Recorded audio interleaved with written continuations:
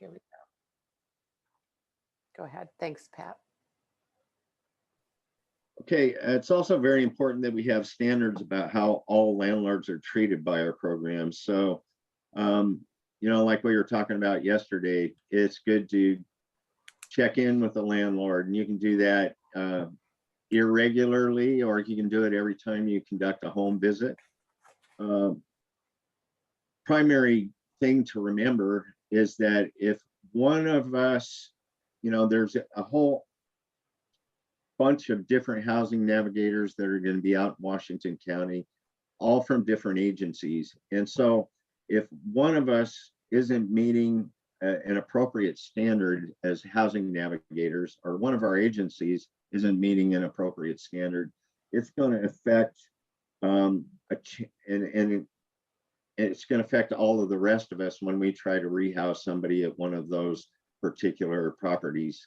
So everything we do is going to wind up having an impact on somebody else. So if it's positive, then your agent, if my agency is serving a participant and the landlord at Greenberg Oaks has a positive experience, for instance, then your agency, if they follow behind me with one of your participants, Greenberg Oaks is going to go, oh, I'm familiar with this type of a setup, and be very willing to work with your participants. So by the same token, the opposite can be true. And we don't want to have that happening. Next slide. All right, there might be different ways you set up how staff responsibilities are characterized within your agency. So you might have your teams divided into people that focus on housing, and you might have people that are home visitors, that are case managers that come in after housing has been obtained.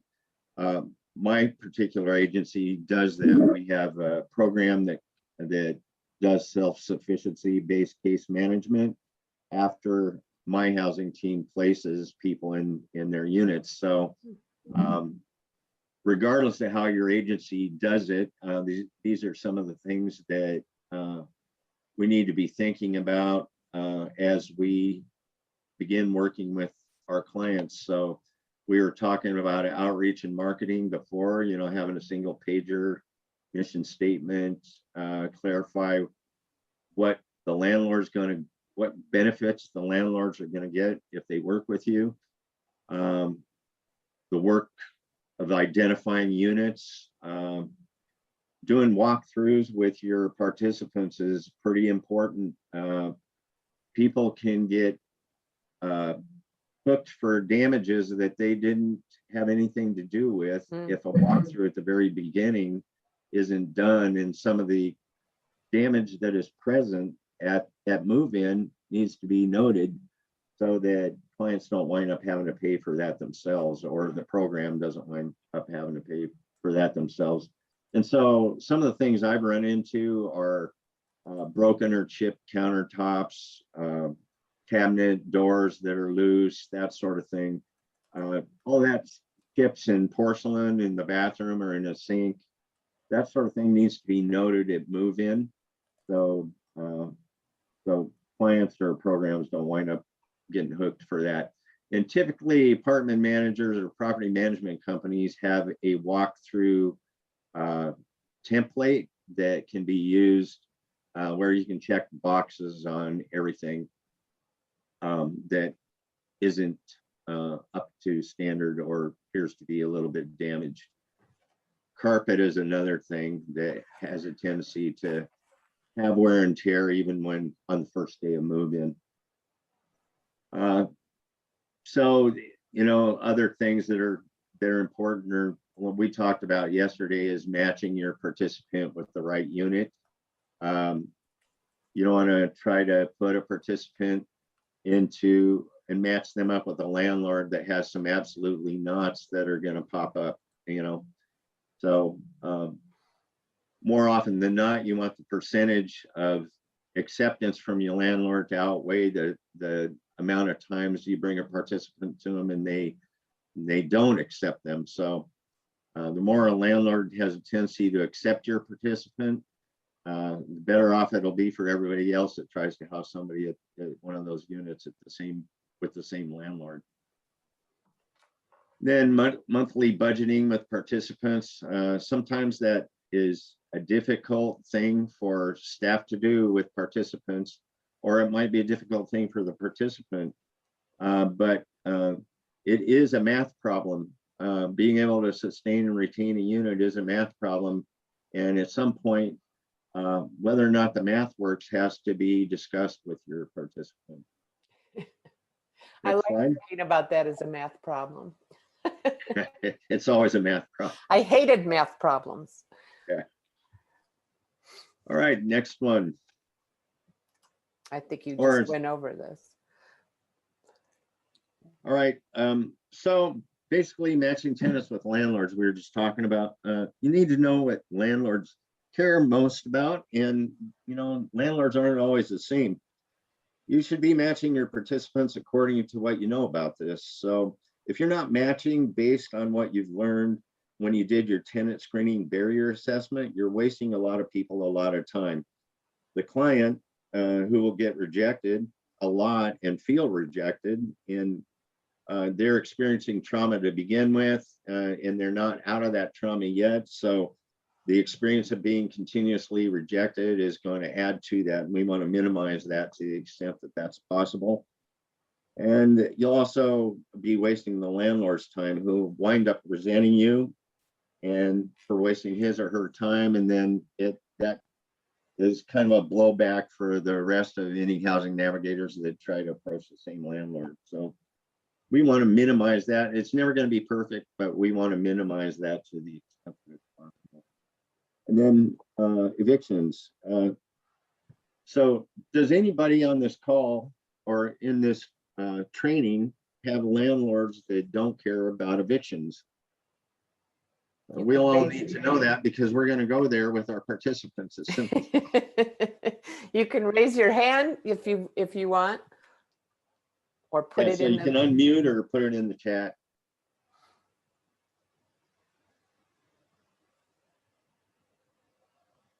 So it's I was thinking it would be unlikely that anybody knew of landlords that didn't care about evictions. So that explains the crickets I heard after I asked that question. You never know. There's usually one in every community that's just a good softie. All right, go ahead, Julie. Okay. Thanks, Pat. So we're going to do a little activity this morning earlier than we often do. And because we're on Zoom, we're going to ask you to either unmute yourself and respond, or to put some answers to the questions in the chat, okay? So we're going to be thinking, this is an exercise to help you think about how you do that matching that Pat was talking about, right? So Rita, she's 73 years old and owns a fourplex, right?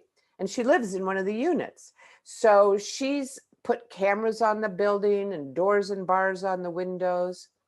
Rita was a nurse at one time, and she has a dog. The building's pretty old, and Rita says, so am I, but that she tries to keep everything fixed up, but it's increasingly difficult for her. So the first question I would ask you is, what do you think is most important to Rita in terms of her tenants, or in terms of renting out her 3 units? Safety. Safety, yep, okay. Anything else?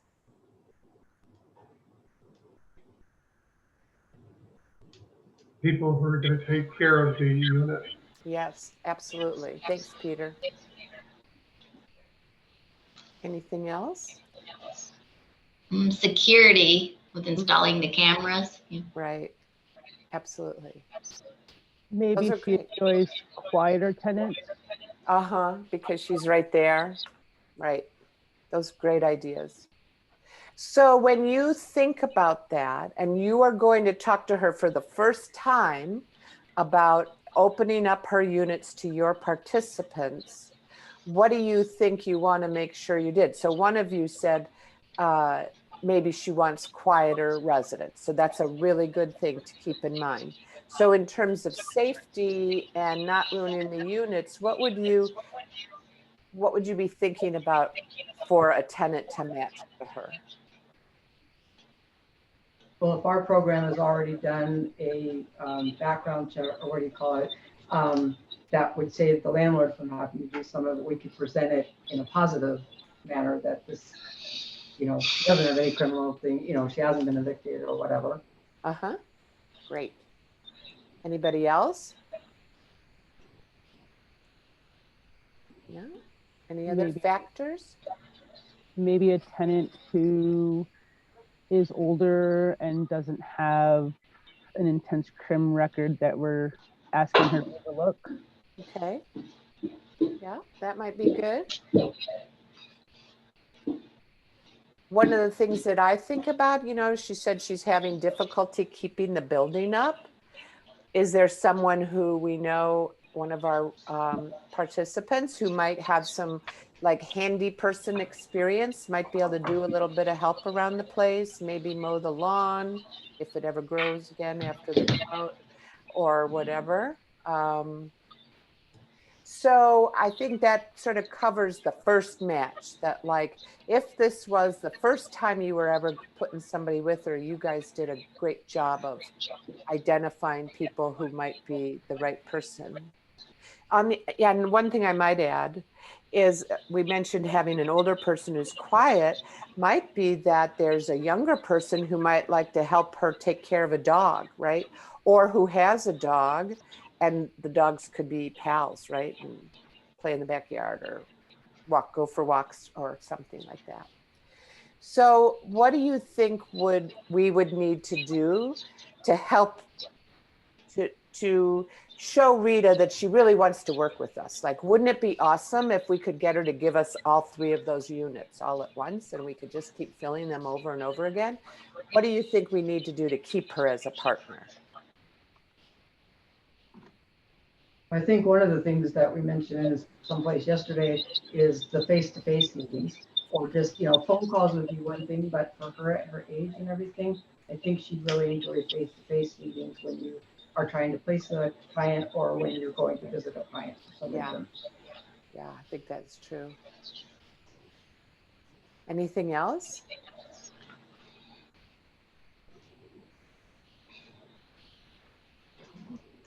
Any other thoughts?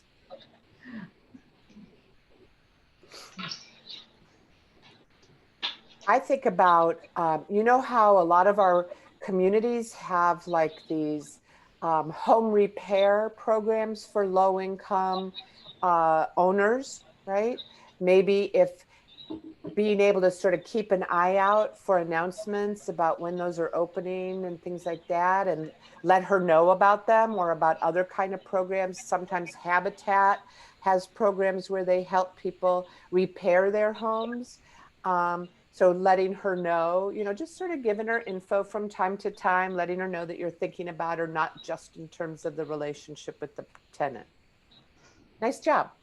I think it would also help that if you were, talking to her and getting to know her personality wise and some of her interests as you're visiting off and on and stuff, if you had clients that had something that would even match that they had something in common, Yeah. then that would be one of my first places to go. And that could introduce a brand new friendship to her. And she also would be more inclined to not look away from something that's bad, but be a little bit more lenient on some things and stuff, and accepting. Yeah, good point. Like if you had a participant who had been a nurse or someone else in a home health aide kind of job, something like that, where they have stuff they could talk about. It's a great idea. Okay, good job. Let's try another one. So here's David. David is a property manager for 5 properties with a combined total of 247 units. The owner lives out of state, so David's really who you're going to be working with. They were recently sued for a fair housing violation, but they won the case. But now they're kind of, you know, triggers. They're shy from, they're really worried about that. That was the first time that ever happened, and it kind of freaked them out. Also, there were a couple of accidental fires in a couple of their units, which were really expensive to repair. Okay. So let's ask the same question. What do you think is most important to David?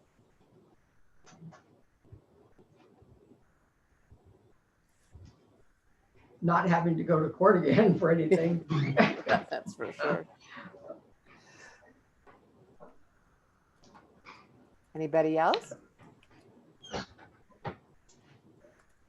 Finding tenants with no history of fire issues, Okay. maybe non-smoking. Yeah. Great. What else?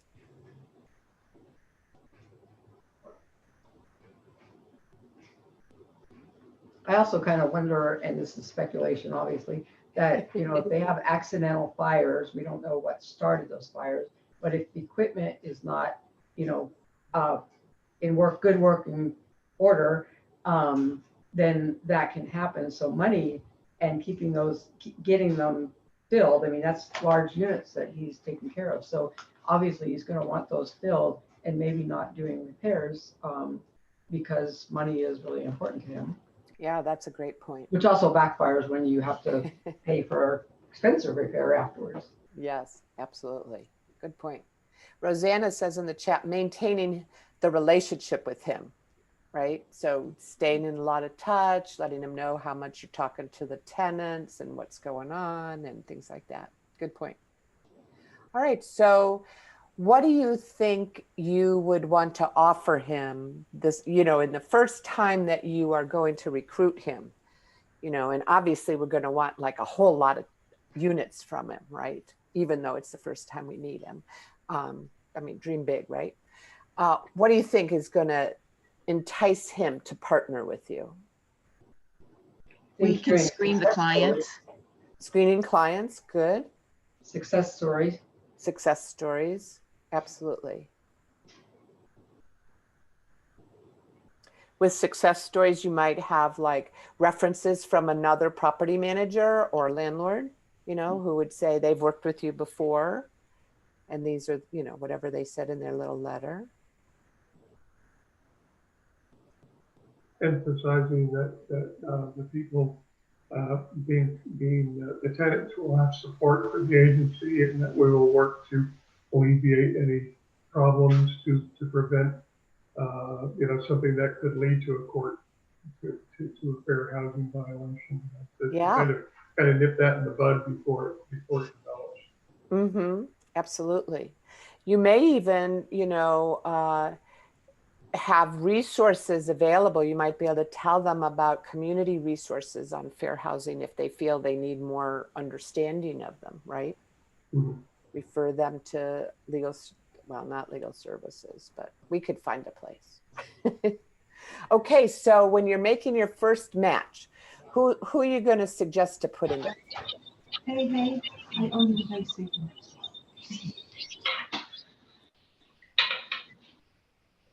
Anybody? Case management of tenants. Yep, that's a good one that we're going to offer him. So who are you going to suggest to be in first as your first tenant with him? Thoughts?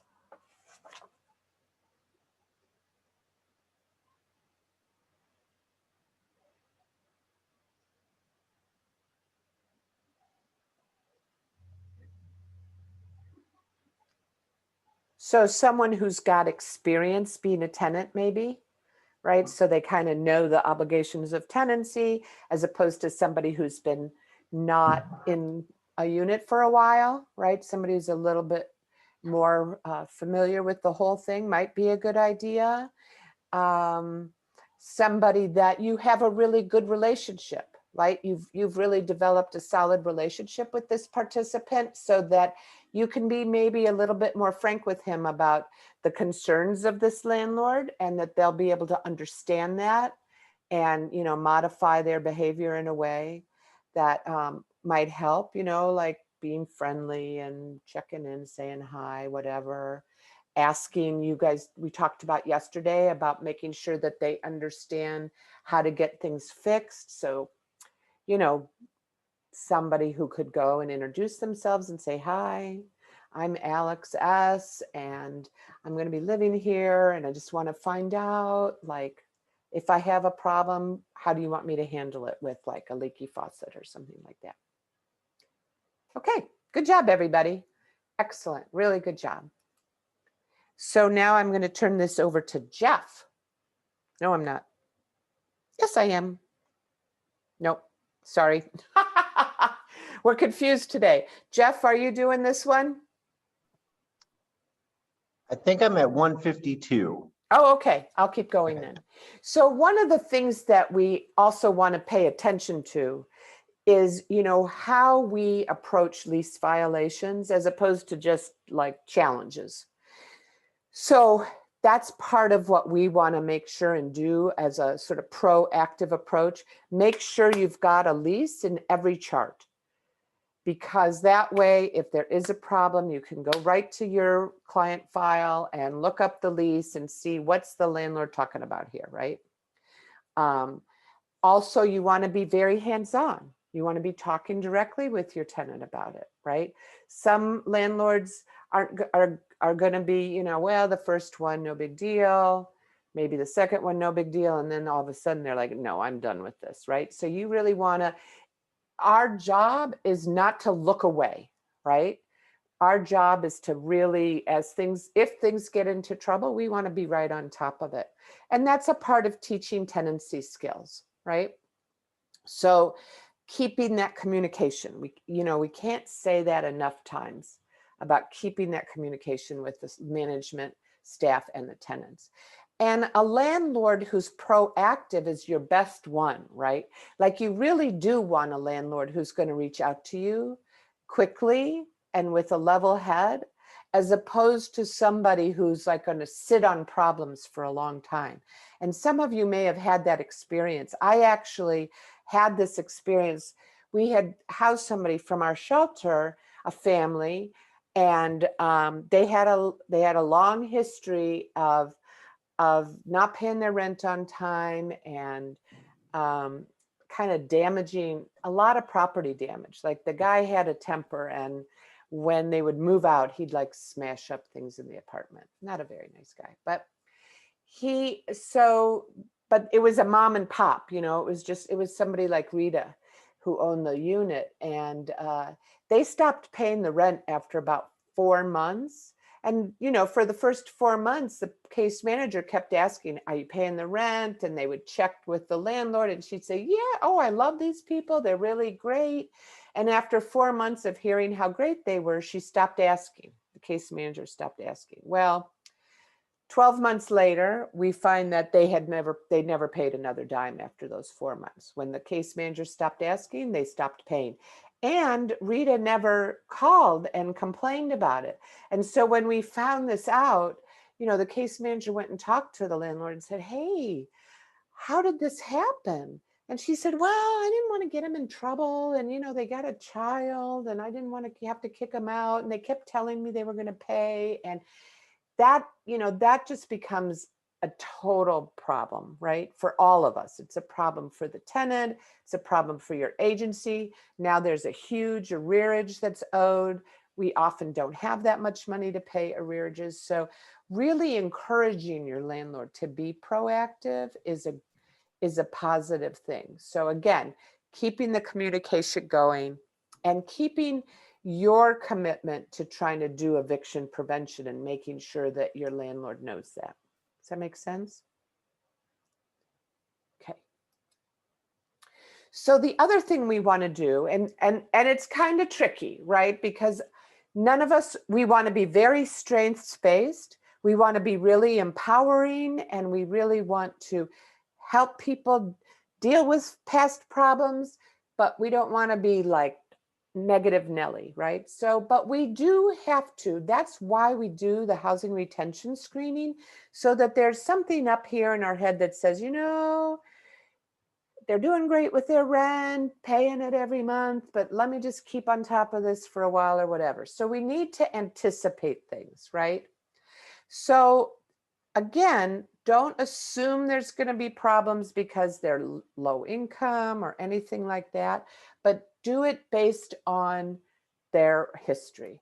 So let me ask you this. How would you approach talking to your tenant with this little scenario? So your tenant says to you, I'm worried about my friends behaving badly at my place and possibly wanting to move in. What can I do about that? How would you handle that? Go ahead, Alex. I had a gentleman that we just housed up who was concerned about his friends from the street coming over, and I encouraged him and reminded him he didn't have to tell his friends where he lived, and he could meet his friends, you know, at different locations that weren't at his at his apartment. You know, that this is his safe space and he can keep it that way, you know, by not telling people where he lives because he has that right. That's great. How did he respond to that? He thought about it for a minute and he's like, you're right, thank you. And we made an agreement that he wasn't going to tell his friends, you know, that he doesn't owe them anything, you know, that this is his safe space. Great. That's awesome. Thanks, Alex. Great example. Anybody else? Anybody else ever deal with this before? I haven't dealt with it, but I think I would go back to the lease and say, you know, that under your lease, this cannot happen. And you are going to be going down the road to the possibility of losing your place altogether if they, you know, start causing problems in the apartment or whatever. But just go right back to the facts because he signed the lease. We went over the lease with him. Somebody did. So just come back to that and just let him tell out his friends that I like what Alex said, that, you know, meet someplace else that, you know, we don't want to disturb other tenants or whatever they're doing. And so, you know, bottom line is, do you want to even have a place to invite somebody over? So, you know, just spell it out. Sometimes we dance around problems, and what we really need to do is just spell it out tactfully, you know, politely, you know, all that kind of stuff. But, you know, we just need to tell them the truth. Well, you're right. You know, pulling it back to the lease is a great way to help them to remember that there's things in the lease that say what they can and can't do. But at the same time, offering them some ideas about how to handle it, right? Because the fact that they brought it up to you is kind of saying, what do I do? Like they're having a hard time, and friends and family are like the toughest. That's all I have to say. In my experience, like, whoa. And, you know, I once had a woman that I worked with who really had a hard time saving her money and, you know, paying her rent on time because she was constantly giving money to her family members, to the point that at Thanksgiving, she was buying all the groceries for Thanksgiving and taking them over to her mother's house. You know, she just really wanted to do that. And then she ended up without money for the December rent. And so people just sometimes need a little bit of an idea of what to do about it. So that's a great combo. Thank you. Here's another one. So your tenant says to you, sometimes I have trouble paying my rent on time or having all of it on time to pay the rent. What do I do if this happens?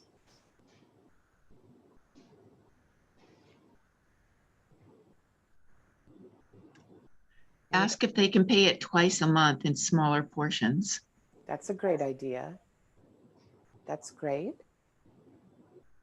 Anybody else? I like going back to the envelope system and trying to help them to set up something that they can check. And then, you know, if the rent's due on the 1st, then by the 15th, 20th of the month to double check what you have in the envelope for the rent, and possibly just going over what did you spend the money on, and was this necessary, and do you have to go to the movies every night, you know, and things that they may not even assume is going to really hurt them. It's just a movie ticket, you know, but it adds up if they don't have the money by the end, you know, 1st of the month to pay the rent. Yep. Good.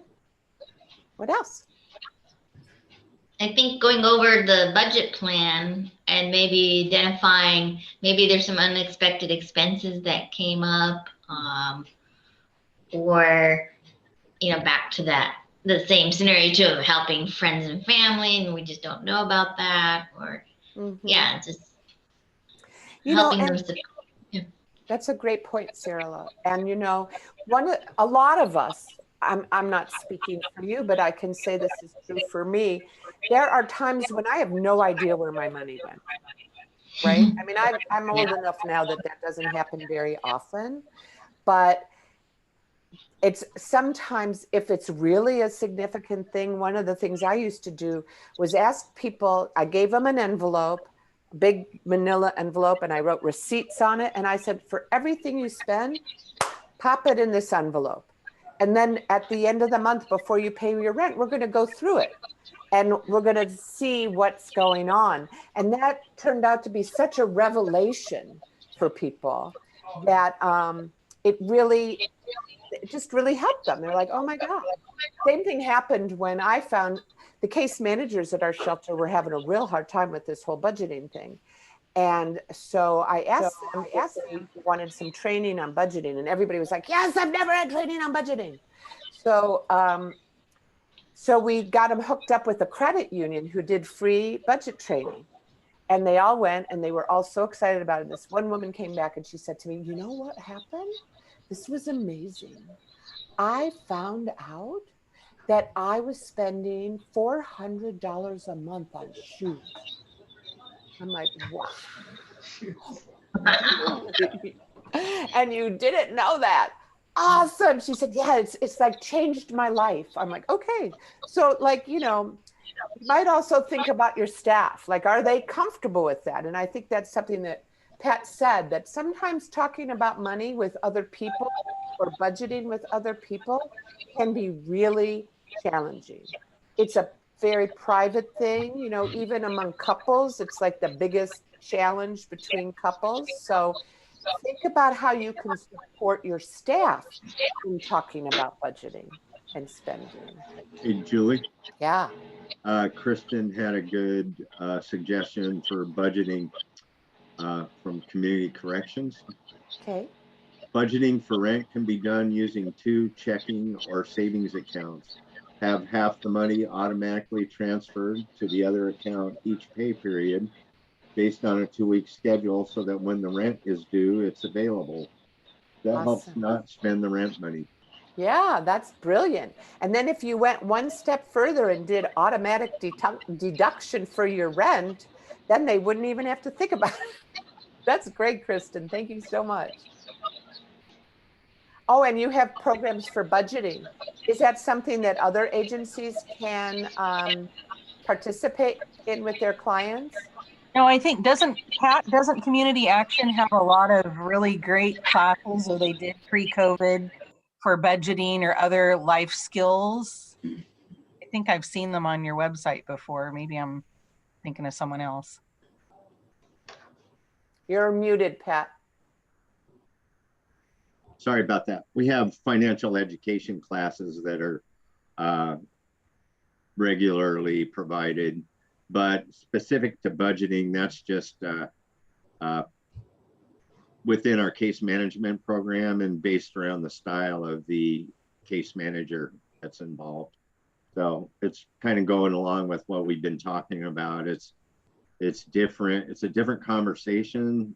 Even if it's the same case manager, it's a different conversation with every participant almost. Yeah. Feels different, looks different. Well, but we don't have any really good templates for doing that, because every time I've tried to provide a template for budgeting, it works for some and not for others. So right. Right. Yeah. Well, and if you all want to have another session on budgeting, that's certainly something that we could talk with Alex about offering, and doing it in a way that's very participatory. Like if we wait till the fall when we can all be together, everybody could bring copies of their own budget templates and talk about how they did it. That might be really cool. And Alex S. has just put in something that there's an app that he says is sort of easy to use for our clients. It's called You Need a Budget. So check it out. I'm going to check it out. YNAB. I'm going to check that out. Julie, Yes. Love Inc. also in Hillsborough has free programs that you can take classes for budgeting and finance. Great. Yes. Thank you for sharing that. Love Inc. I'm going to put that in the chat so you guys all know that. Anybody else want to speak?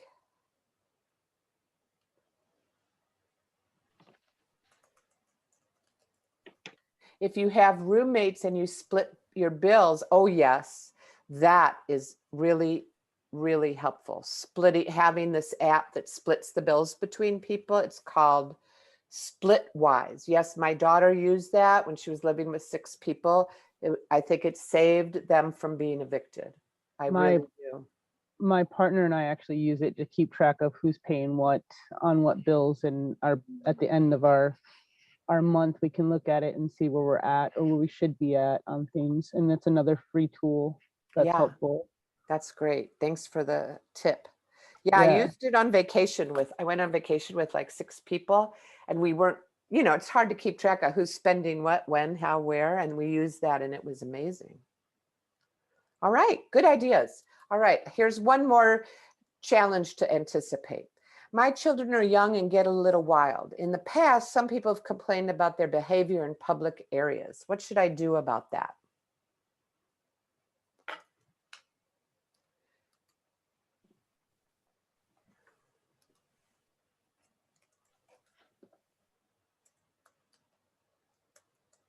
Anybody?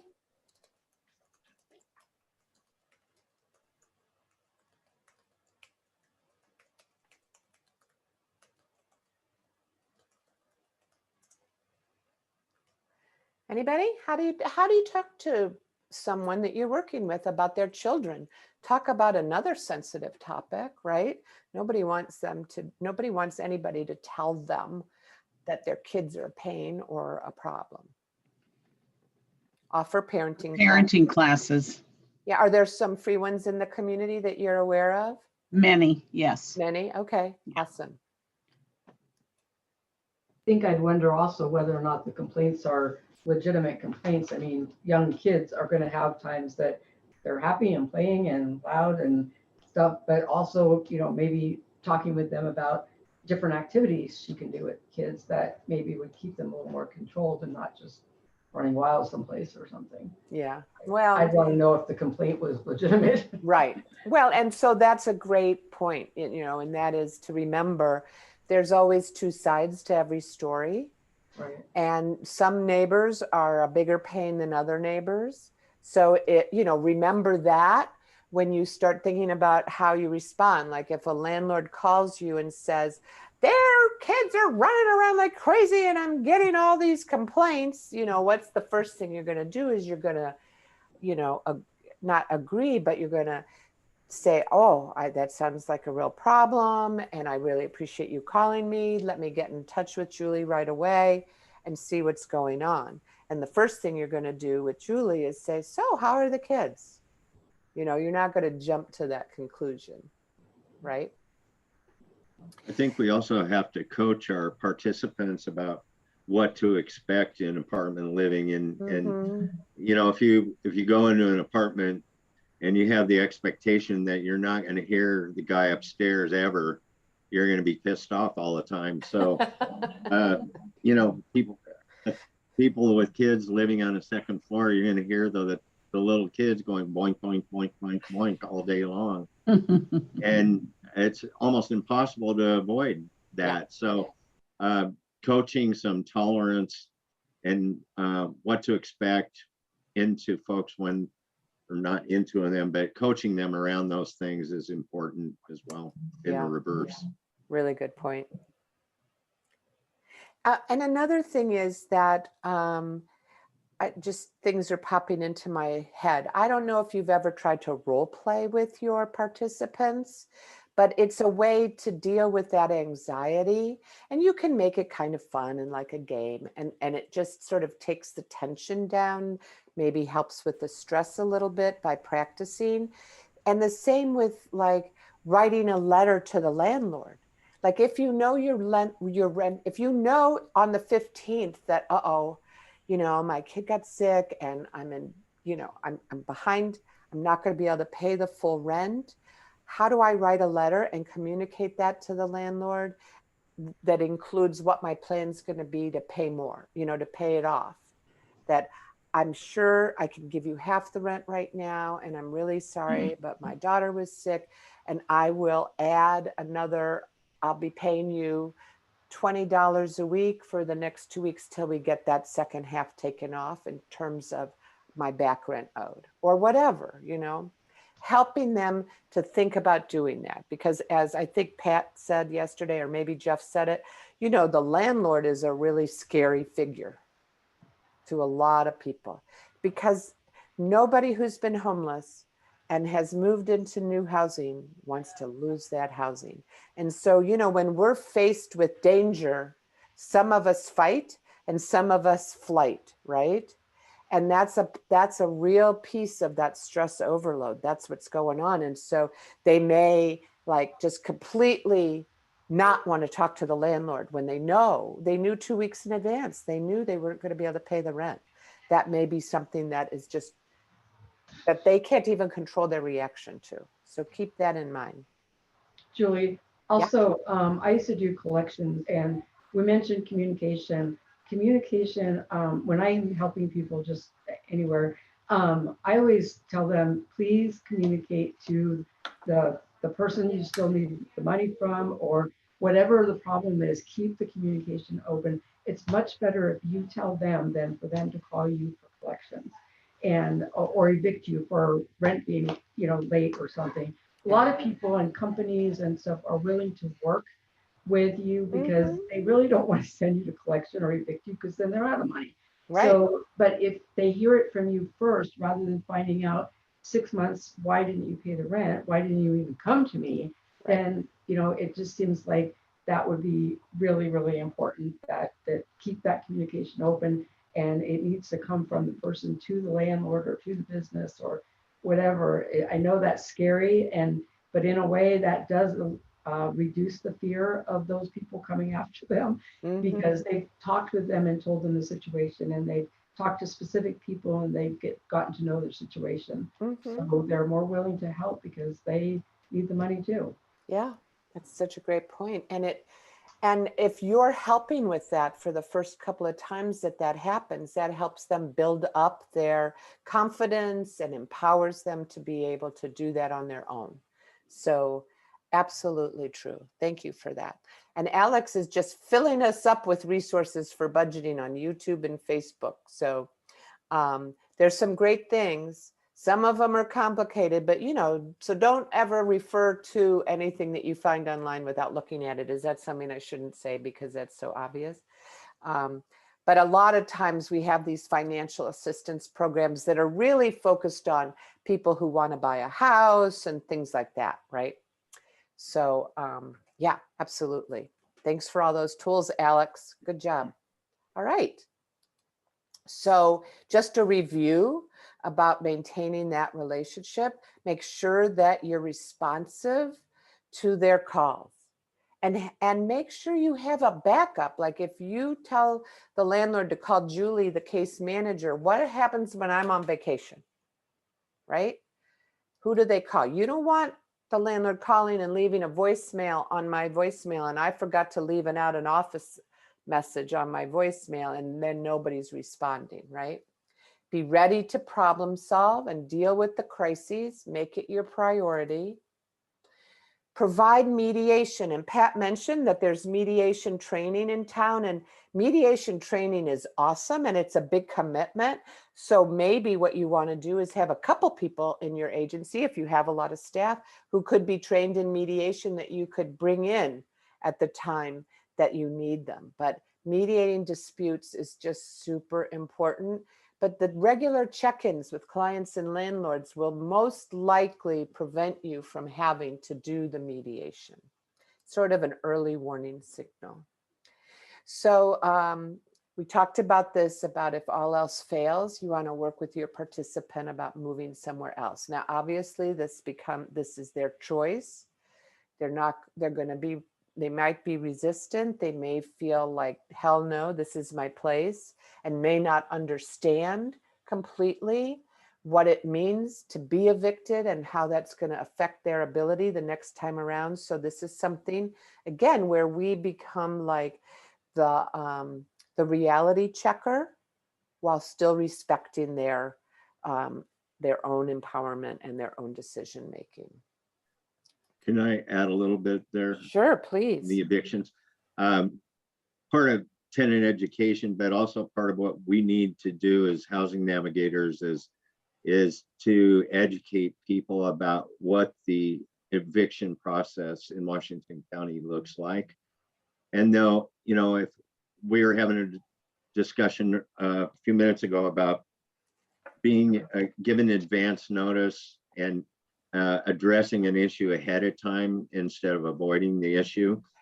And even though you go with your participant to the rental office and tell them ahead of time that it looks like my participant is going to be late on rent, that the landlord still has to do what they have to do to keep the ball rolling with the eviction process. So your tenant's still going to get a 72-hour notice, even though they went in and said, hey, ahead of time, hey, I'm going to be late on the rent. So those notices that are hung on the door freak people out. And so educating them about what it means, and that the 72-hour notice doesn't mean you have to leave in 3 days. And those types of things are really important to let people know about, so that these notices don't traumatize them more, you know, because the worst thing that can happen is if we try to coach people to give advance notice on these things to their landlords, and then they don't realize they're going to get notices anyway. It's going to appear as though it was a waste of time given the advance notice. Mm-hmm. So, or they'll feel like there was a bait and switch associated with that. Hey, I told them ahead of time, but they're evicting me anyway. No, they're just doing what they have to do legally as landlords. So informing people about that's important. Yeah, good point. And if your staff don't understand the eviction process, let's get some training on that going too. Because that issue of the 3-day notice, what Pat said about freaking people out is so true. And how many tenants do you know who just went out? They left at that 3-day notice and they took all their stuff and they left. And, you know, you may not even know about it. So good point, Pat. Did somebody else want to say something? Jeff? I was just going to say that, yeah, I think I appreciate that you brought that up, Pat, because understanding the notices and the processes to like is important for all of us as the support providers, as well as like for the residents we work with, and even understanding what options people have along the way. So like if you receive this notice, say you received a right to remedy notice or a 3014, and you didn't, like, in that individual may have made the correction within the first 14 days that they were required to do so. So like, let's say it was for a noise violation, they can make that correction, but then that notice, to know that that notice still stays in effect for 6 months is really important, and things like that. So it's really important that we're all very educated on landlord notices, and then what options people have along the way. So people have a right to fight that in court, and what is that going to look like, and what are the possible outcomes? Or they can choose to leave early, you know, move out by the date the landlord sets, if they receive a 10-day notice, for example, to vacate, where there is no right to remedy. We'll do like a whole training on this, Jeff. It sounds like there's a lot of complicated parts of it. There are, and I think it's just important. You know, I noticed with our team, there were, we were just asking, our team was asking for a lot of training around that, and it's just a reminder to me that it's important we all know. Yeah, good point. All right. Oh, and the only other thing I'll say about that too is sometimes there are a lot of, I feel like you get to that point and there are a lot of legal questions that become asked, as many of you already know. I think it's also important to be able to provide the legal resources for individuals if they want to call and kind of find out if they can get some support, legal advice and support. Yep, for sure. Yeah. Thank you. So any other questions or comments about this part before I turn it over to Jeff? No? You guys are doing good talking through this, so I appreciate that. All right, Jeff, it's all yours. Okay. So we're going to talk a little bit about, we've already been really kind of talking about this, but housing stabilization support or case management. I just say that, again, I think I mentioned earlier, like we talk a lot about it being one thing to acquire housing and another to keep housing. And really, I worked with somebody who had a work partner who used to tell people, she like at the lease signing, they would sign the lease and everything. And she's like, she would remind people, this is where the real work begins. Like once you sign that lease and you're in your apartment. And yeah, I think that this part is something that I feel like a lot of times we're blessed if we're able to work with people throughout like the continuum. So helping people to prepare for housing, to acquire housing, and then most importantly, to keep it and thrive in their homes. Yeah. So housing stabilization really refers to like maintaining a strong and flexible relationship after move-in. This is critical. Really negotiating, well, kind of going with whatever your program expectations are, but also negotiating with the individual, the resident, about like the frequency of check-ins, what the program expectations are, reminding them throughout the process about the lease agreement, answering questions along the way, and really like taking this on as like a mutually shared partnership, and both the resident has responsibilities as well as the program team members. Again, you want to focus on identified strengths and also just really work with the individuals to identify the areas in which they feel like they need support. That might be, it's easy to take for granted about like processes for notifying landlords about maintenance issues or something, but checking in as was already discussed, or being able to identify like, you know, somebody says my toilet's not working and hasn't been working for a while, or my sink is backed up, and like walking with people through processes to help them follow whatever the policy and procedure is that the landlord has for reporting and remedying maintenance issues. This part is always super important, is walking with people through the process of like connecting with community resources, and doing real handoffs or real warm handoff, and providing, well, and helping to promote self-advocacy. I think our goal here is really to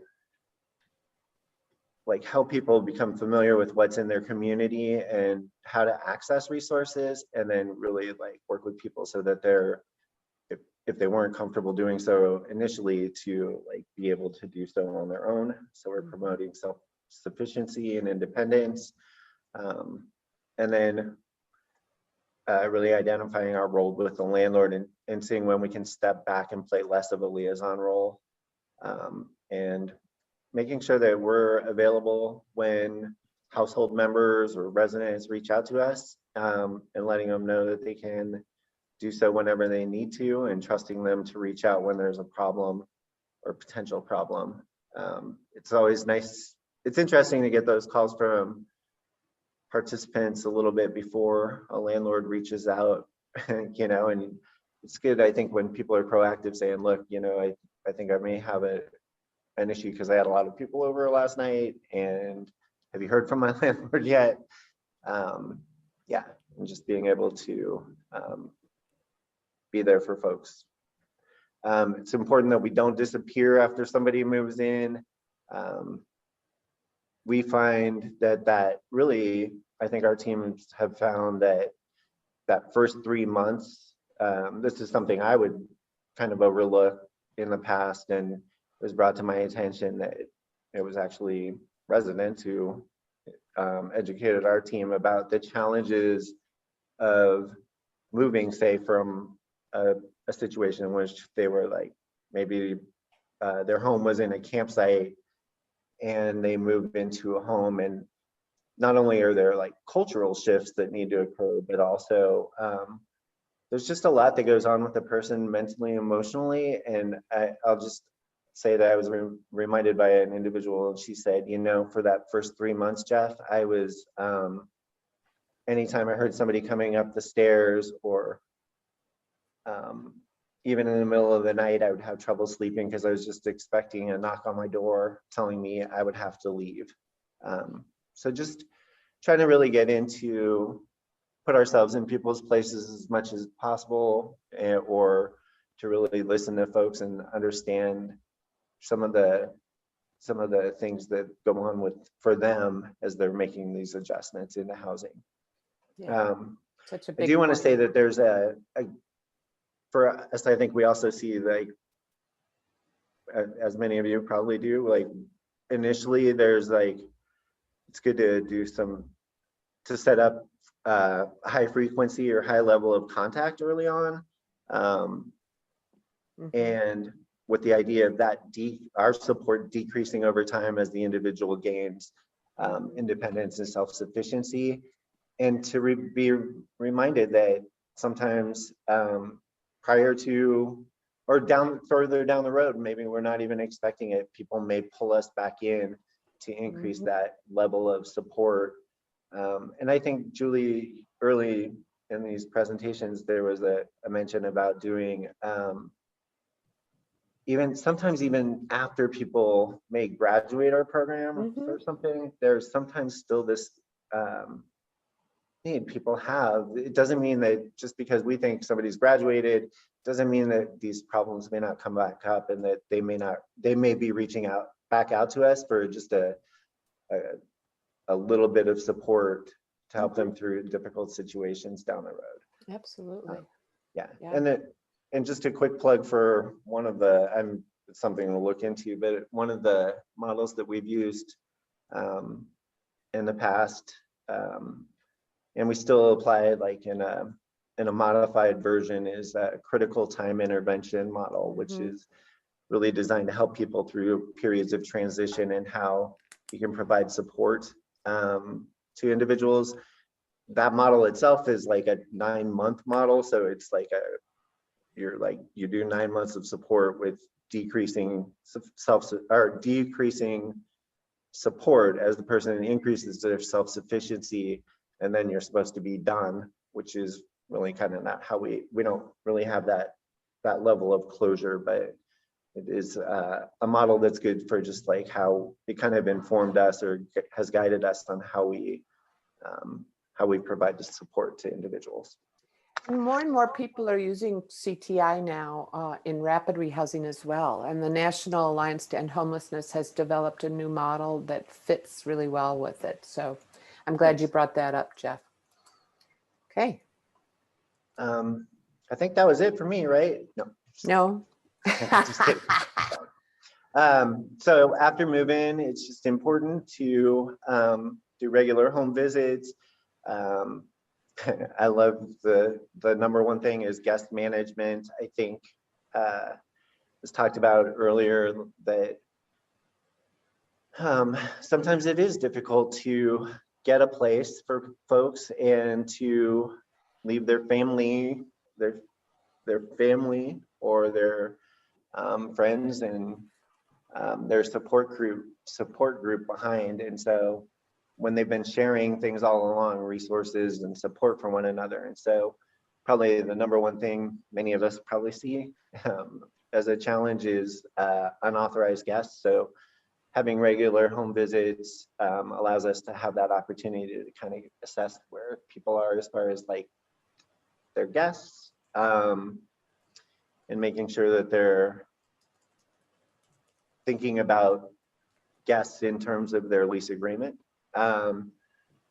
Even being able to like answer questions about laundry. There are a lot of people that move in and they're like, I still don't have a key to the laundry room, or you can see their laundry building up. And sometimes people actually need some additional coaching, skills training, support around doing things like laundry and basic housekeeping.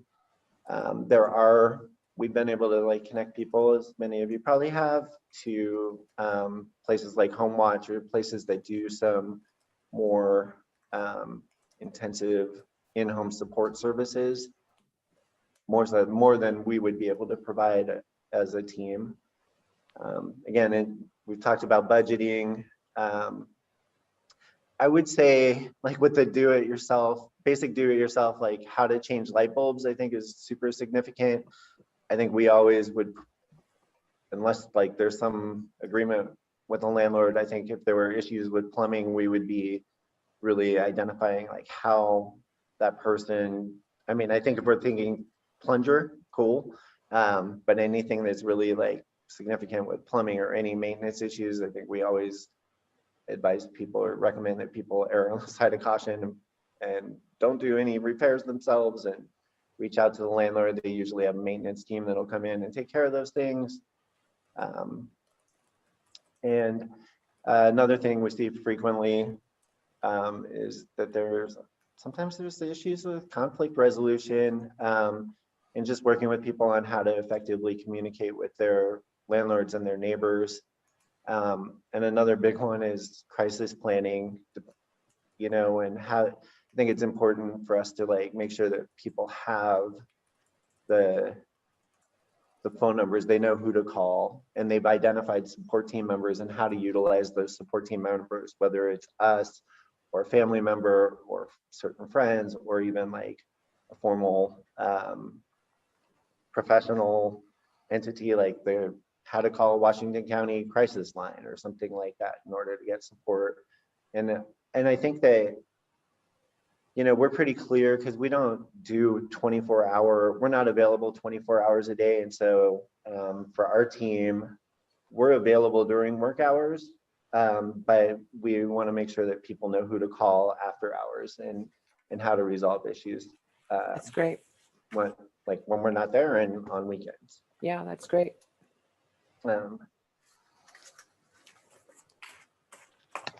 So really what we're focused on here is how to, like, the focus is keeping housing, just making sure where the folks are really doing what landlords are expecting of them, paying the rent on time, maintaining the unit, the safety standards, health and safety standards. That people are really focused on being respectful of neighbors and others in their community, and then following all aspects of the lease agreement. So why is it so crucial that people keep their housing? It's because it is through housing that they can do things like find a job, or it'll give them the stability in that place, that home base, that home from which to operate. And so then have time and the ability to like do things like look for work, take care of medical issues, and other things that are important for them in as far as their life goals and their overall health and well-being.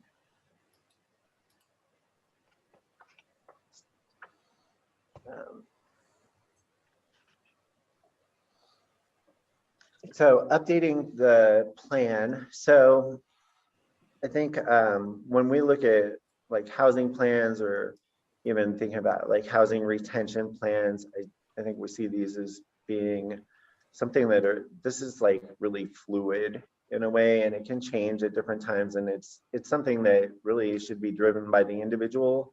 Obviously there are going to be certain program expectations, but making sure that we're focusing on what the individual's personal goals are and looking at how we can support them in being successful. really focusing on what it will take to stay housed, identifying and addressing any housing retention barriers, and really just doing the skills training, whether it's budgeting or even like maybe some basic cooking or shopping, how to navigate transportation systems, things like that, or access food pantries. And then already talking about this, but like help with connections to community resources, again, like food pantries, and getting people set up if they're not already really set up with like healthcare supports, and if needed and wanted, then like mental health support or counseling, or substance abuse like groups that maybe like recovery groups that might be happening in the community. Thanks. I think that we go to Pat now. Hey, everybody. So we've talked a lot about honest budget and prioritizing when it comes to household expenses. And a lot of people have put into the chat, you know, some suggestions or links to apps or websites that assist with that. But like I was saying earlier, this is a math problem that needs to be worked out. And there are places in what a person believes they need to spend money on that are open to negotiation. And whether we want to hear it or not, there are some folks that are just in a headspace where it just really irritates them to the idea of paying for their housing. And so that's, you know, if they have a list of priorities, that might be last on their list, or, you know, in the past. So we need to just keep coaching that that's the primary thing that they need to concern themselves with, is ensuring that they don't lose their housing or do things that will lead to that. We've talked a lot about understanding the fine print on the lease, terms and conditions of the leases, what's okay and what's not okay. A lot of times this has to do with pets. As an example, I used working on a car in the parking lot as an example the other day, but if people have pets, there are going to be rules in under the terms and conditions associated with where you can let a pet relieve themselves, and also what you need to do to clean up after your pets. So if your participant isn't paying attention to that, that could lead to you know, a new HRB or a repeat of one that's already occurred that led to them losing their housing in the past. And so depending on the value or the quality of the relationship you have with the participant, you know, we can bring them to a place where they're enthusiastic about what their stability plan is going to look like, and in being engaged in their stability plan, and following through with the things that will ensure that they keep their housing. And it will feel good to them, if we're doing this right, to know that they have somebody in their court working alongside them to ensure that they never have to be homeless again, if that in fact was their circumstance before they became a participant. Next slide. Oops, something happened. Uh-oh, what happened there? Hold on a minute. My computer seems to be having a mind of its own. Hold on. Oh, I know why. My cat is sitting on the keyboard. Okay, that's not okay, cat. It's all right. Gone now. Here we go. I'm coming back. So Sorry. I can just continue on. Keep talking. Housing plans should be limited in scope, so they don't need to be very complicated. First, the housing barriers you assess must inform the housing plan. So housing retention barriers that were assessed, that has to be part of the housing plan, obviously, because we want to be working alongside our participants to ensure that they don't wind up losing their housing again for something that has been happening in the past. I think we're ahead one slide, maybe. Okay, here, let me see. Yeah. If tenant screening barriers are especially high, this will affect a person's search for housing. So many landlords might accept a person with only low income tenant screening barriers, as long as the rapid rehousing program is providing tenancy supports in the form of financial assistance. So what we run into in Washington County a lot is rent to income ratios that landlords are making part of their screening criteria. And we regularly at Community Action are able to overcome rent to income ratio just by the provision of the subsidy that we're bringing to the table.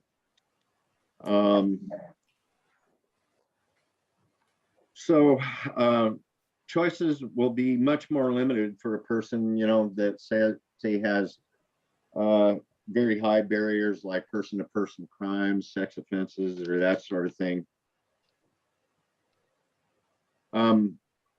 Or somebody who's burned a bunch of landlords in the past. That's another huge thing. So if your prospective landlord is seeking references from other landlords, you need to have a plan ready to go to overcome what will likely be negative references from previous landlords. And so we can do that. We've talked about before through reasonable accommodations, letters of explanation. Letters of explanation aren't excuse letters. They're letters where you explain the circumstances and the client takes, or the participant takes ownership of the behavior that led to whatever happened in the past. And there's some indication by having gone through a program or some other indication that shows what's different today than when the bad reference situations took place. So a person with high barriers, you know, may need much more direct assistance to secure housing. So you got to build that into your case planning and allow for that on as far as your own time is concerned. And so one of the things we do at Community Action to deal with that is we weight our caseloads with a point system, and that helps the housing navigator manage the number of folks they have on their caseload. So it's not so much about, oh, I have 40 people on my caseload. What's really important is how many high needs people, the ratio of high needs people you have on your caseload versus the ones that don't need much or that are a lighter touch.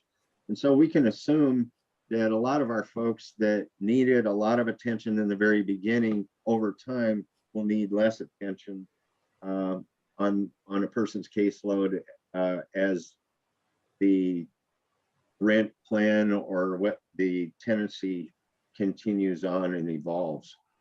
But there are some that will need a lot of attention the whole time. So that's why it's important to weight your caseloads. Absolutely. Obviously, housing retention barriers are going to affect the housing search, so you have to allow for that. Excuse me, does somebody want to talk? No, I think Okay. someone was coughing. Okay. And then housing retention barriers also affect housing stability. So we got to focus on those, like I was saying before. Maybe there's no housing where nonstop partying is just fine. If not, how can the case manager work with their client to minimize the chances of another eviction for the same type of behavior? So moving on to the next slide.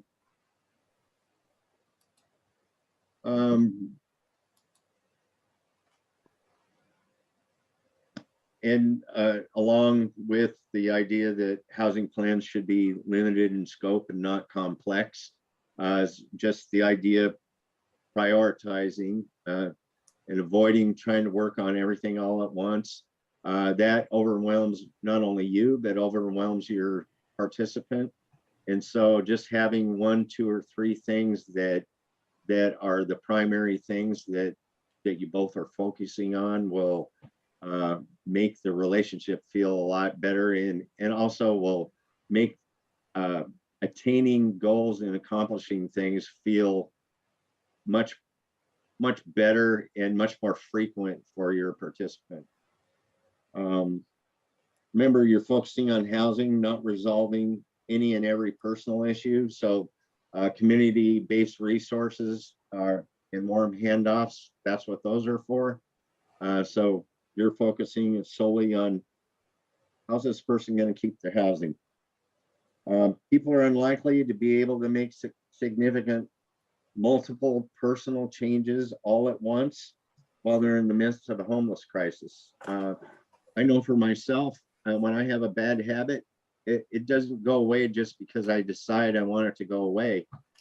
I might decide I want it to go away and struggle with it for a couple of years before it actually goes away, or before I actually look back and go, oh, wow, that went away. But nothing happens overnight. So we can't have the expectation that like an HRB or a pattern of behavior is going to go away just because we scold somebody and say it should go away. Next slide. So I wanted to check in with everybody, or we wanted to check in with everybody and just have some open dialogue about, we're in the middle of a COVID situation and have been in a pandemic. Everybody's had to make adjustments with the way we do our jobs. And a lot of people are doing their jobs in a remote fashion. Things appear to be loosening up, but then on the news, we're seeing that, things might be going in a reverse direction. And just because we don't have to wear masks in Washington County right now, for instance, who knows, 3 months from now that we might be back where we were in March 2020. So I'd like to just kind of open this up for a little dialogue on what are people in this training doing differently as far as their work is concerned at this time. Are you doing more phone work? How are you doing your jobs? And what are some ideas that you've come up with, or things that you found are actually even positive as a result of this? You can write them in the chat, or you can unmute yourself.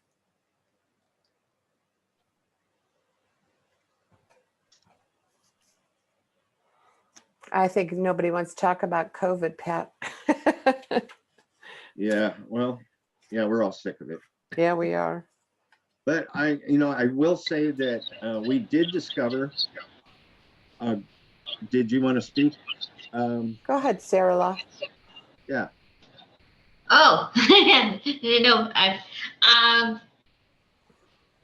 think we're considered still a residential area, so we are still being asked to wear masks. And so it's at times just gently reminding some of the clients, but then also, I guess relying more on phone work or computer searches, and then really narrowing the search down to a few places. And then, of course, when you go to visit a place, respecting what their protocols are. So, yeah. Thanks. Anybody else? I was just going to say similar things, that the respect of the other people. There's a lot of places you do still have to wear a mask, medical places, some stores. There's a lot of places you don't have to, but respecting people if they feel like they need to wear a mask. At first, when we didn't have to wear it, I was like, why are you still wearing a mask?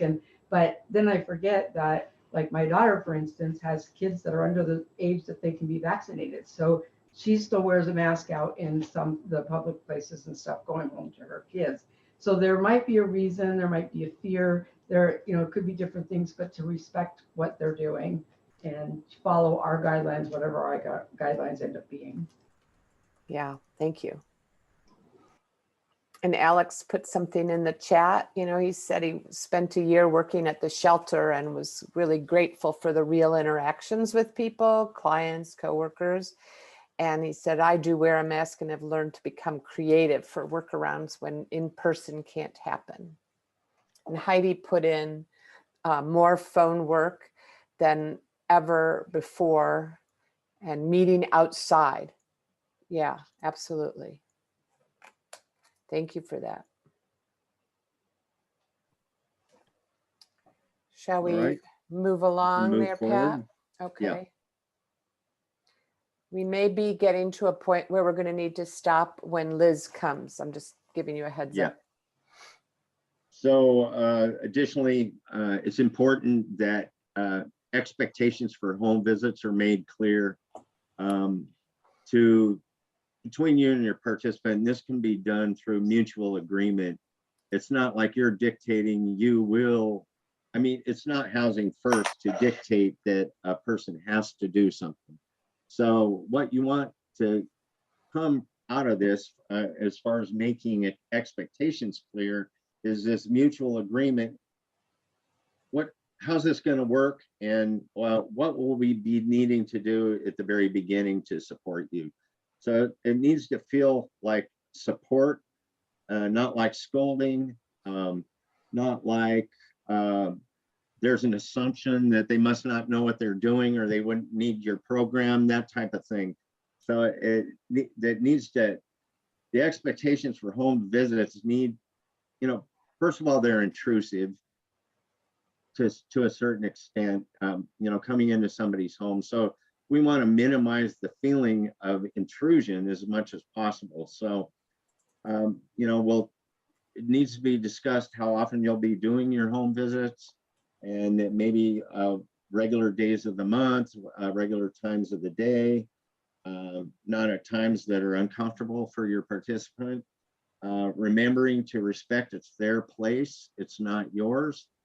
And they shouldn't be in a position where they be made to feel grateful for being in the program or anything like that.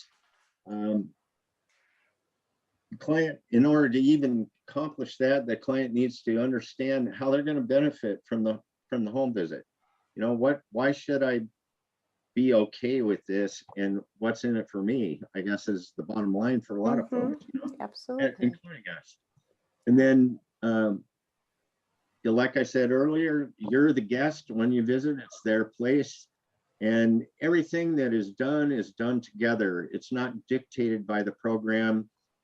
You don't want to be putting your participants in a position where they're having to check boxes where they're agreeing to do this or that, or if they no show or don't answer the door, they're in trouble, that type of thing. We want to avoid that type of relationship or that type of programming to the extent that it's possible.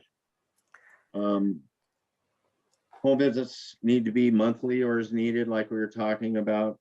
And just the purpose of them is to make sure your clients following the program guidelines, not repeating the housing retention barriers, and that sort of thing. Next slide. We're going to take a little break here, Pat, because Liz is here. So all right, welcome, thanks Liz. so much for that, Pat. Appreciate it. So Liz, do you want to share your screen? Yes, that sounds great. Okay. And Hi, I will everyone. ask you to introduce yourself while I'm going ahead and unsharing my screen. Absolutely. Hi, everyone. I hope you've enjoyed your boot camp. It's fun to join at the last day, the last little bit. But I'm Liz Morris, the Rental Assistance Program Manager with the Department of Housing. I go by with the she, her pronouns. And I am going to be presenting today on pretty much the kind of request for tenancy approval through the rental payments process to give an understanding and hopefully give some clarity where questions may have come up, and then give an opportunity to respond to any questions that people may have around this process. So anything before I get started, or are you ready for me to dive in? Go for it. All right. I'll watch the chat for you. Thank you. I also sometimes talk a little fast, so if y'all need me to slow down, please just feel free to like say, could you like, you're talking house-ese, and I do get to that point too. So in the public housing world, and in any world, we have so many acronyms. So if I fail to specify what an acronym is, please do not hesitate to ask, like, what are you talking about? I really do not mind, because I do kind of get into that mind track. All right, so I just want to confirm you can see my screen, correct? We're seeing all of the slides at once. Yep. Okay. Yeah, okay. So I'm doing the Zoom for Zoom. So there's the PowerPoint Zoom part. So I figured I'd use the Zoom specialty. So, Awesome. All right. So what I'm just going to go over today is some of the key responsibilities for the housing authority, the family, and the landlord. Now, I'm talking about this mainly with the regional long-term rental assistance in mind. However, this process is actually very similar to most of our voucher programs too. So if you're ever helping anybody else in any of our other housing voucher programs, like the regular HCV, a mainstream voucher, VASH vouchers, our emergency housing vouchers, we had the Kaiser Metro funds, we have our Shelter Plus Care. We have so many different types of vouchers, but this is very similar. This process that I'm talking about is going to kind of be the same for most of those programs. So I will be identifying a little bit of the differences specifically for RLRA, pointing out here, but hopefully it answers some general questions for everybody. So we're going to go over key responsibilities, the RTA, the request for tenancy approval, or the RAFTA, depending on what you want to call it, the Department of Housing review of those documents, leases and contracts, the rental of payments, and then just a moment for some questions. All right, so the key responsibilities, our families that we work with, they need to comply with the participant obligations, tenants' rights notices that they're going to sign about being a participant on the program. It just, talks about just reporting changes and following your lease, etc. They're going to search for their own housing with the navigator, or they're on their own. They pay their rent to the owner. They need to comply with their lease, take care of the unit, report any maintenance issues to the landlord, give proper notices. So whether they're adding a household member, if they're going to be on extended absence, if they're planning to vacate the unit, and giving notices both to the landlord and the housing authority. And then they pay their utilities that they're responsible for directly to the utility providers. And we are going to sign a rental agreement voucher award. It's voucher in like the federal world. In our new RLRA, we're calling it an award. We're going to sign an award with the family and the housing authority. And so HAWC, Housing Authority of Washington County, our Department of Housing, we are the same entity. So we're going to accept the applications, we're going to review them, we recruit owners, we determine the households eligible, we inspect the units, we issue those awards, we evaluate leases and making sure that they're compliant with their housing, we conduct family briefings. That specific piece is maybe an asterisk. That's, I think, to be determined about this program. So I'm just going to say that it's possible that might be on somebody else's, but we do have them for a lot of our other programs. We are going to make payments to the owners. We recertify the families, and we also will offer and conduct informal reviews and hearings if necessary, depending on if somebody needs reasonable accommodation and that's denied, or if they were terminated. There's always those options as well. So we are going to sign an agreement for rental assistance with the landlord. And the landlord's going to sign a lease with the family. So that's how we're all connected in this lovely little circle. The owner or landlord complies with it says HAP contract. I apologize, I didn't update that. It's the ARA, Agreement for Rental Assistance. That's the version for the RLRA form. That document is what the housing authority will be signing with the landlord. They receive the HAP payments. So HAP is what we'll probably still call it a lot of the times. When we're talking about HAP, we're talking about that subsidy. It's the payments, the checks that goes out. So our accounting department, when they're talking to the landlord, they might say HAP payment. And so it's probably a good idea that you do kind of understand that the subsidy and HAP payments are kind of all the same. So it doesn't, even though that's a little program specific. The owners and families need to screen the families for their units. Now we screen them eligible for the program, which has very light screening, but when we say here's your award, the landlord still has to approve that family. They enforce their lease, maintain the units, and they make timely repairs if necessary. All right, so this is going to just give you a little flow chart of how somebody might work through the system. This is super high level, but I'm still just going to kind of walk through it and talk through it. So there's some pieces of the referral that's going to be determined exactly how it comes into us, but that's still a general. We're getting the referrals for these programs, and so the application is being submitted. It's being reviewed and as completed. And once, if there's more information that's needed, we're working with the reviewer, the navigator, the person who's submitting that referral, or the tenant and the family. If it's approved, we're going to send them the award letter, and then they can start their shopping. If it's denied, if they're ineligible, we would go through that process and we'll see if they need it. There will be a follow-up on that. But Liz, yes. can I ask you a quick question for everybody? When you say you send the participant the award letter, do you also notify the case manager or the program they're working with? Yes, and with our referral process, it's potentially going to just actually go back to the referral to give to the tenant. So great. Okay. I think we have a process we'll probably be doing in the first few months, and then it'll probably continue to get tweaked along the way. Yes, refined. Thank you. You're welcome. Thanks for the clarifying question. So once the applicant, the tenant, the family has their award in their hand and they're ready to go out shopping, the housing navigator is going to help them navigate for a unit, look for those units within their affordability and the voucher size, their award size, and the contract rent. Once they've identified the unit, they've applied for it, and the landlord's like, yes, let's go forward. You're going to submit a request for tenancy approval. The housing authority is going to review it to make sure that it meets the needs and request an inspection. If it passes inspection, we move forward with the rental assistance payments and continue to pay monthly subsidy, and they're a participant on the program then, and we will recertify them if they need to move or any changes until they end their participation. If it does not pass, what will happen is, I'll talk a little bit more about that in more depth later, but they could either potentially wait for the landlord to fix it, or they just continue to shop while they're shopping for that unit. So that's just kind of a quick overflow about how somebody might work through our process here. All right.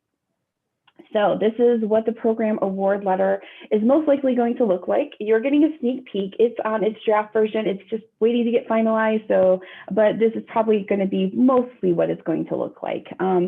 What this award letter is for the tenant is for them to have to show the landlord, hey, I have this subsidy. This is a part of my protected income. So that's how within the state of Oregon, that's in fair housing, they need to accept the voucher or award because that is protected income. So I'm saying I am eligible for this program, and I now want to give you more information, including like, what is it? So how does it work? So this is what the tenant applicant family will get to say they are on the program once they've been approved.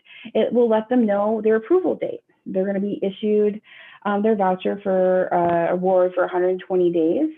It lets them know that they're eligible bedroom size, the maximum contract rent, and what their estimated tenant portion. So let's talk a little bit more about some of those things. The maximum contract rent. With this program, specifically with RLRA, that program goes up to 120% of FMR, fair market rent. This is the max. There is no wiggle room for, oh, well, I want to rent something for one bedroom that's $1,600. No, like there's no wiggle room. Versus on the voucher, where we have our payment standards, which have to be between I'm going to get a little technical with you. Our payments, voucher payment standards have to be between 90 and 110% of fair market rent.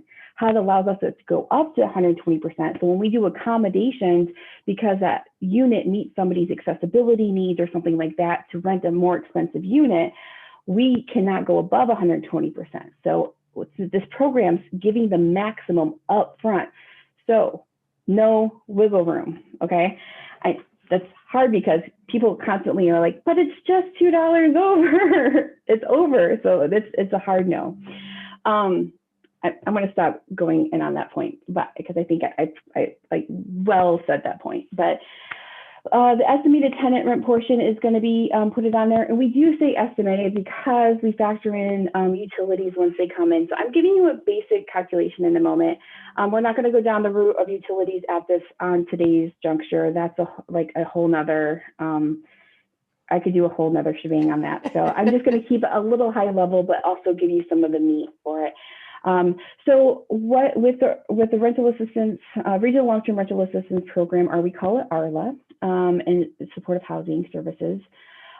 This program, the household rent portion is going to be 28.5% of their monthly income. Now versus the voucher program, which is 30% of the adjusted monthly income. Now the difference is, with the voucher program, we're taking in deductions, allowances, etc. With this program, we're just doing a flat, smaller percentage, but we're not doing the deductions, which makes it a little bit streamlined for both the tenant because they don't have to provide that information, and it also streamlined for just processing. So that's kind of one of the big differences of why it's 28.5% for one program and 30% for another program as the minimum. Right. So with this, let's just say this one person who applied for this unit, we're just going with this is an example, and they receive SSI, and SSI is $794 a month. So 28.5% of 794 is 226. So that is what their estimated rent portion will be. So how does that work with the subsidy? Let's say they find a unit and the contract rent was $14.51. So what we do is $14.51, the tenant's minimum portion that they have to pay is $226. We subtract that, so that means the monthly subsidy that the landlord's going to get is $12.21. So that's just kind of a basic understanding of the calculation of how that rent will work as an overview.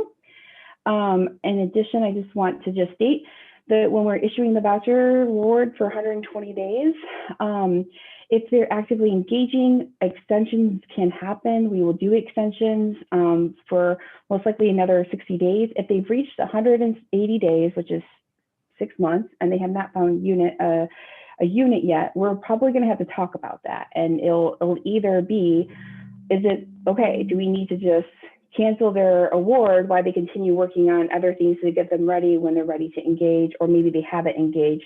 We're going to close those people out who are not engaging because it does help us understand numbers. It helps you as a navigator. So that is the expectation. People cannot just shop for 372 days until they find a unit. Somebody could, if they're constantly actively engaging and needing those extensions, could, but we are going to get to a point where we'll need to recertify the income.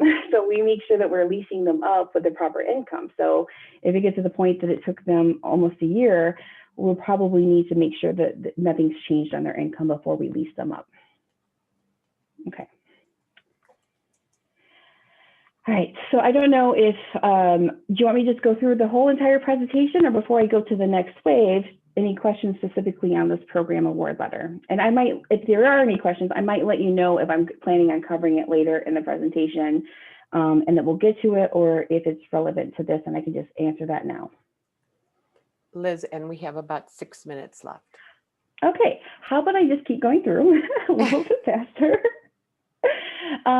So the RTA packet, 6 pages. The landlord has to complete this, but there's stuff for the tenant to fill out. The landlord may want to send it directly to the housing authority because it has their tax information and sensitive information. It's okay if they do not have it filtered through you, the navigator, to submit to the housing authority. They're going to have that information. A lot of the landlords work with us, so they're kind of used to working with us in that way as well. So just do not be surprised and say you have to have it come back through you or the tenant, just FYI. We're going to also just kind of keep in mind, confirm that it's the most current one. There's an expiration date on it. The current one expires in 2022. Sometimes landlords have one from 2015 because they have worked with us before and they already have some of the stuff pre-filled out.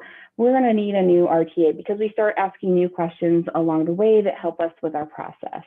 Landlords can contact the Housing Authority at any point if they have questions on how to fill this out or more detail about the program. We can help out. I know you'll be able to answer some basic questions for sure, but we are still there to support on that. So it just starts off, there is the parts where the landlord will be filling out and the tenant will be filling out. Just as you're reviewing it, if you're the one looking at it, just make sure that everything has been completed. Everything needs to be completed. I didn't even put all the information because it's all the spots that are open. It's just like an application in that sense. The key things that we also need to know, it's kind of hard, I apologize, it is small, but you'll have a bigger version when you actually, and the documents come out, is when is the unit available for inspection? Sorry, I clicked forward. And that's very important for us to know because maybe the unit's ready now, but maybe the unit's not ready for 2 or 3 weeks because they have somebody who's moving out or they need to turn over that unit. That helps us know as we're scheduling those inspections when it's going to be ready.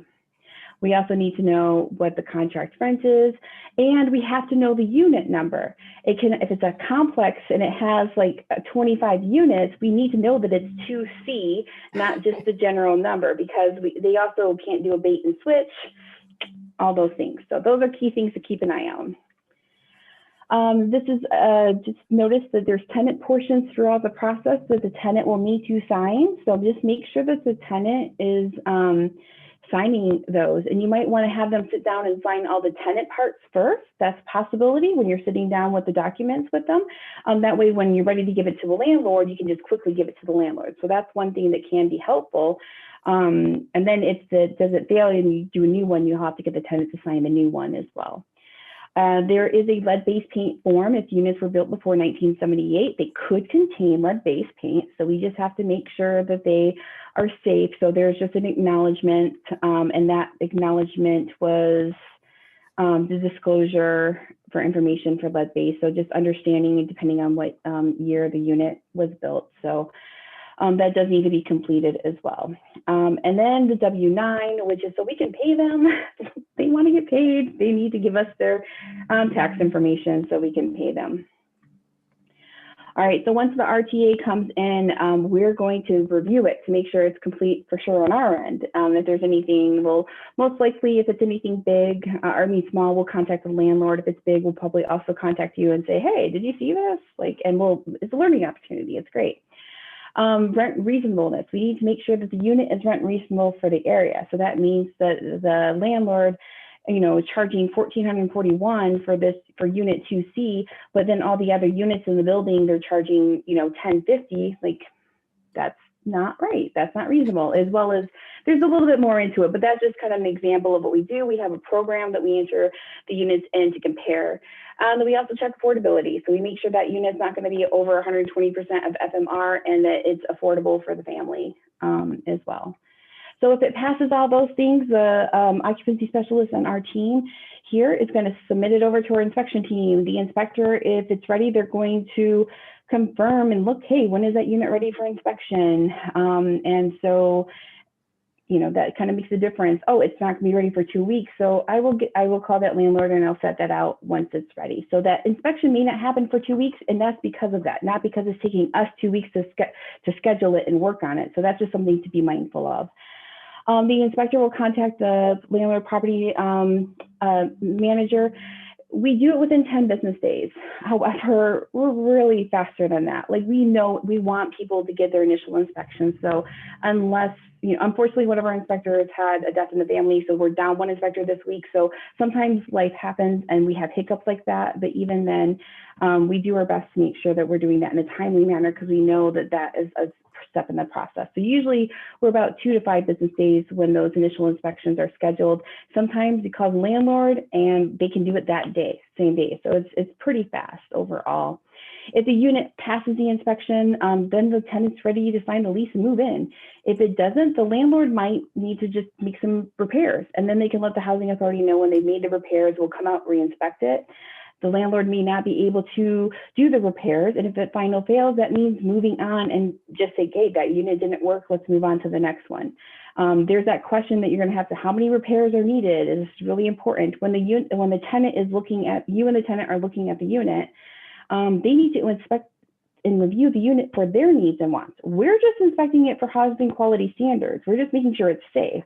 They need to make sure that that stain that's on the carpet that doesn't really factor in the stability that that they saw that and that you're okay living with that little, you know, stain and that couldn't come out or something like that. Just an example, like that's what we're looking for. There are sometimes things that come up after somebody has moved in, you know, because maybe it was clean and then there's a bigger issue.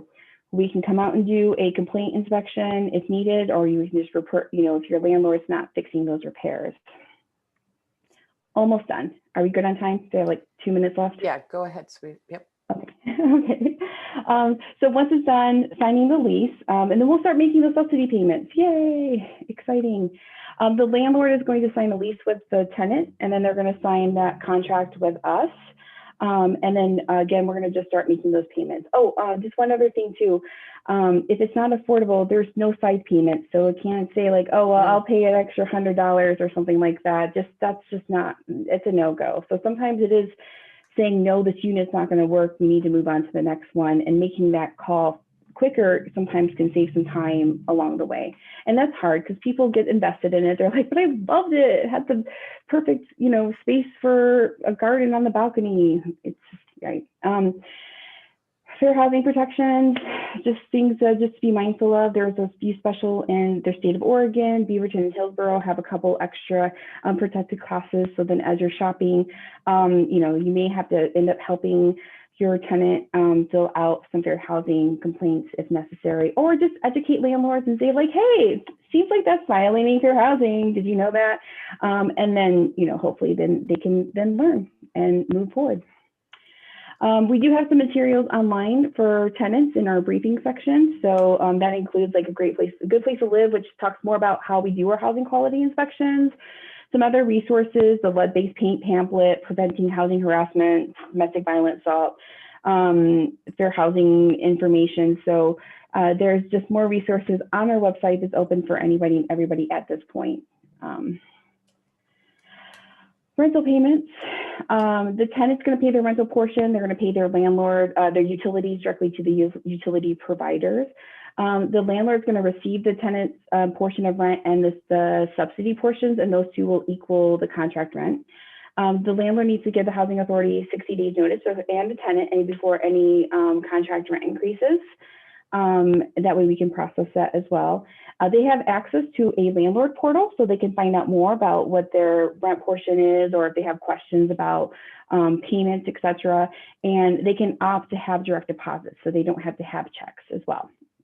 The housing authority will send a rent change notice once the lease officially is completed and we have officially processed that move-in, saying this is what your portion of rent is, this is the information, and then any changes, there'll be a new rental change notice that goes out. We pay the monthly the subsidy monthly. We have 2 check runs per month. Our monthly check run is the big one that we just pay everybody, you know, all, you know, 4,500 landlords, here's your monthly subsidy. And then there's a mid-month check run, which is usually to catch prorations or any adjustments need to be made. So if somebody moved in on the first of the month, but it didn't meet closing, they're going to get paid mid-month, that first bit. So we do those 2 times. Okay. Thank you for letting me like blah. So good for you. We already got some in the chat that said this is really great information. So thank you very much. Questions, folks? There is a question in the chat about how this differs from Section 8. Yes. That is a good question, and there's hardly anything that differs in this process, actually. I'm trying to think if there's anything that does differ.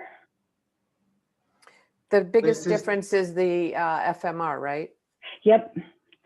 Yep. And our payment standards are currently 100% of FMR. So for a 1-bedroom, that's $1,331 versus I think for the 1-bedroom, 120%, it's $1,597. For the RLRH. Yes. And Liz, and I may have missed it, is the briefing still happening, or will there not be a briefing? I may have missed it in the initial. Yeah, so that's a great question. I think that's specifically to be determined who will be doing the briefing, and so that might be something that's done on an individual case-by-case basis with the navigator, or we might be hosting briefings. I know, like for our current program, Shelter Plus Care, as well as our voucher, we do host per Zoom right now because of COVID. Example for Pat's question of how we're dealing with it is that we're doing virtual briefings. We may end up doing that, but that has not been fully determined. So, okay, thank you. Yeah, you're welcome.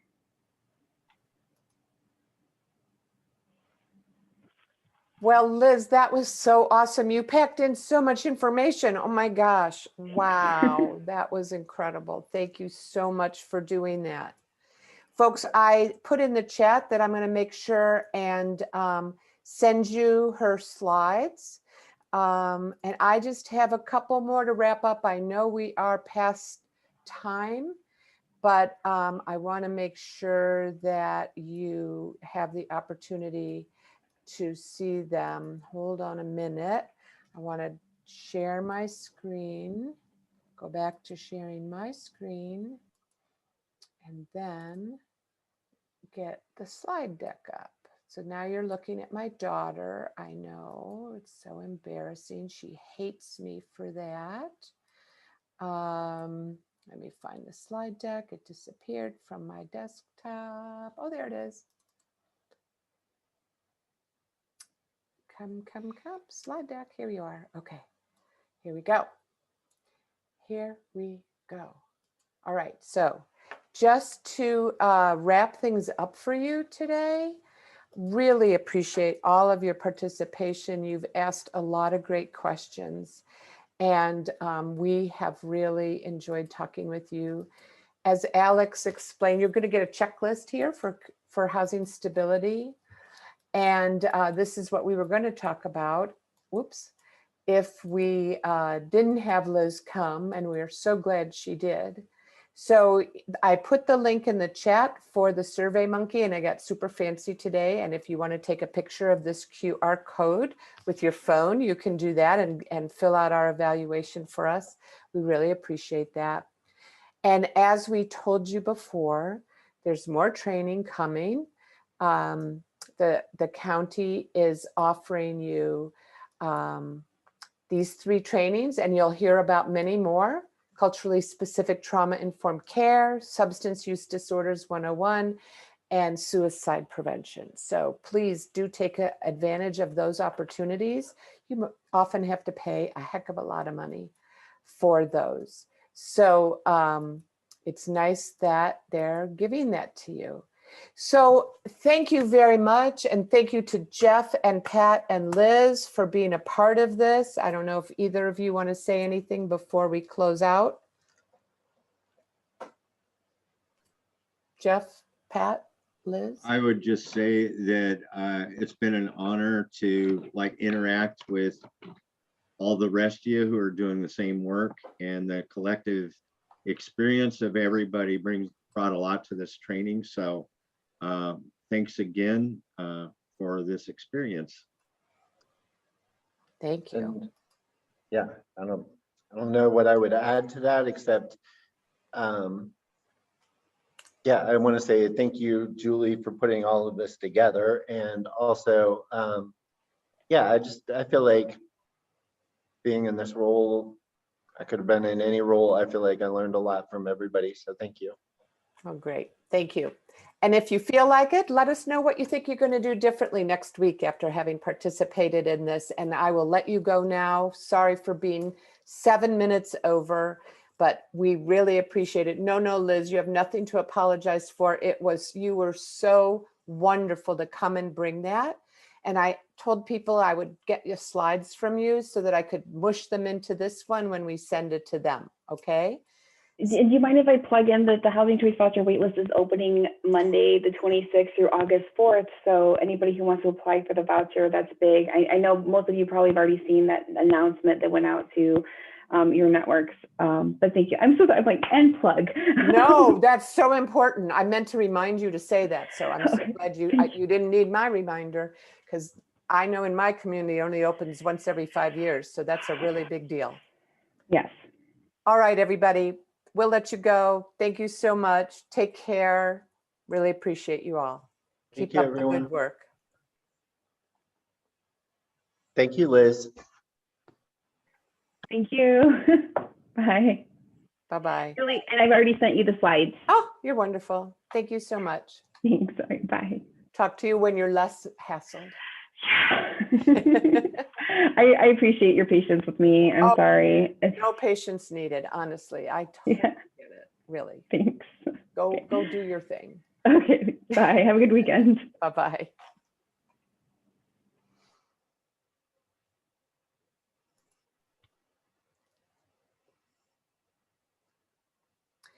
Jeff and Pat, unfortunately, I'm not going to be able to debrief right now. I got to jump on. Oh, Pat got off. How did he do that? I got him back in. I'm going to have to jump onto a HUD webinar really quick.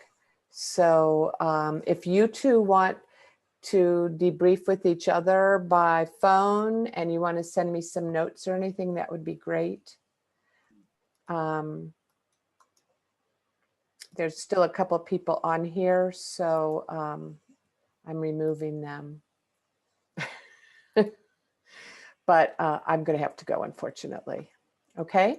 Thank you so much. Awesome Thank you. job. Lots of rolling with the punches, and that was terrific. I'll talk to you guys soon, I promise. Thank you, Okay. Julie. All Pat, right. give me a call if you want to talk. Thank you. Bye. Bye-bye.